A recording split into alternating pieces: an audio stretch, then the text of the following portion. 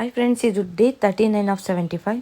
ಇವತ್ತು ನಮ್ಮ ಮನೆ ನಾವೇನಿದ್ದೀವಿ ಆ ಮನೆ ಓನರ್ದು ಮಗಂದು ಎಂಗೇಜ್ಮೆಂಟ್ ಇತ್ತು. ಹಾಗಾಗಿ ಬೆಳಗ್ಗೆ ಬೇಗ ಎದ್ದು ಎಕ್ಸಸೈಸ್ ಎಲ್ಲ ಮಾಡಿದೆ. ಬೆಳಗ್ಗೆ ವಾಕ್ ಹೋಗಿಲ್ಲ.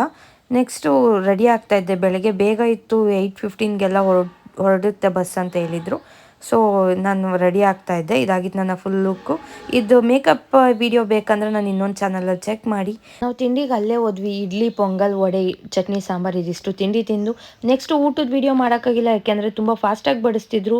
ಹಾಗಾಗಿ ನಾನು ಖುಷ್ಗೂ ತಿನ್ನಿಸ್ಬೇಕಿತ್ತು, ನಾನು ತಿನ್ನಬೇಕಿತ್ತು.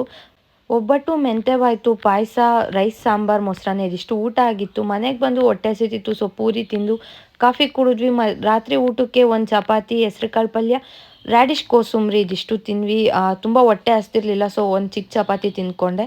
ನೆಕ್ಸ್ಟು ಕೆಲಸ ಎಲ್ಲ ಮುಗಿಸಿ ವಾಕ್ ಮಾಡಿ ಬಿಸಿನೀರು ಕುಡಿದು ಬುಕ್ ಓದಿ ನಾನು ಡೇನ ಎಂಡ್ ಮಾಡಿದೆ. Thank you for watching. Please subscribe my channel.